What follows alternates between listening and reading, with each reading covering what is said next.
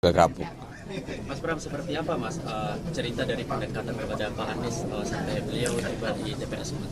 Ya, yang pertama, yang paling utama adalah kesamaan program kerja. Jadi kalau dilihat program kerja saya dan Mas Anies tanpa janjian ya, disandingkan itu banyak kesamaan, terutama hal prinsip yang menyangkut misalnya lah penggusuran. Jadi kalau ada calon yang mengatakan bahwa kami menggusur, enggak, kami akan memberdayakan. Termasuk kalau nanti taman-taman yang akan kami buka 24 jam, saya betul-betul ingin itu menjadi tempat healing warga Jakarta. Tempat untuk ekspresi, tempat untuk orang berkumpul, tempat orang untuk membawa hewan peliharaannya. Jadi ada ruang baru lah. Saya juga nggak nyangka ternyata nggak pernah dibuka taman-taman itu. Ya. Mas Pram, survei Indopolling kan 48%. Mas Pram juga banyak turun ke lapangan dibandingkan calon lain. Ini realistis satu putaran nggak sih? Ya, yang menentukan satu putaran adalah rakyat Jakarta. Tapi hampir semua survei yang kredibel ya, saya nggak mau menjudgment survei siapapun.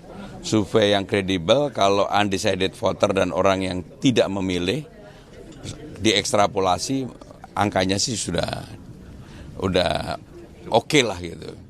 Termasuk Indopolling ya, kan 48-38. Undecidednya 10. Kalau 10 bagi 2 aja nggak apa-apa, udah cukup.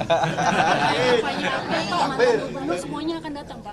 Pokoknya hari ini saya sama Mas Anies di Kapuk ya. Pak, satu lagi Pak, satu hari pertama gimana Pak rencananya? Kan tadi udah saya sampaikan bahwa saya akan mengerjakan hal-hal real yang ada di masyarakat. Kartu Jakarta Pintar, Jakarta Sehat, lansia, difabel, Jumantik, Dasar Wisma, dan seterusnya. Menurut saya itulah yang sekarang menjadi problem di masyarakat Jakarta. Ya. Ya, terima kasih. Menurut saya membantah argumentasinya, Mas. Udah dihitung nggak akan cukup, Mas. Semua lahan pemerintah, lahan BUMD udah dihitung akan cukup. Harus kombinasi antara seperti yang tadi disampaikan, dengan lahan di atas pasar, TOD dan lain-lain, dengan densifikasi, rumah existing dibolehkan, di Tebet di mana yang hanya 2 lantai, di Tanah Abang yang hanya 2 lantai bisa 4, 5 dan seterusnya. Sehingga orang yang tinggal bisa lebih banyak. Karyawan yang kerja di Sudirman Tamrin bisa ngekos di rumah lantai 3-4-nya. Pemiliknya di lantai 1-2. Itulah yang disebut densifikasi. Supaya tidak terjadi lagi penggusuran-penggusuran.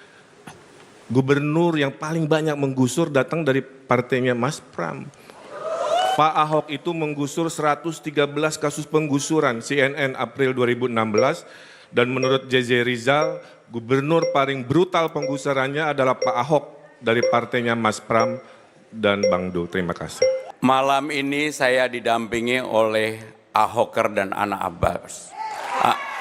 Sehingga dengan demikian saya akan menggabungkan, bagi saya tidak mau menjawab itu, tetapi saya berkomitmen di dalam membangun Jakarta, saya lebih memanusiakan orang-orang yang memang perlu mendapatkan pertolongan. Sehingga dengan demikian catat apa yang menjadi omongan saya. Kalau saya menjadi gubernur, saya tidak melakukan penggusuran. Yang saya lakukan adalah pemberdayaan. Dan itu yang dibutuhkan oleh warga Jakarta. Maka saya fight untuk maju ini setelah melihat persoalan di bawah.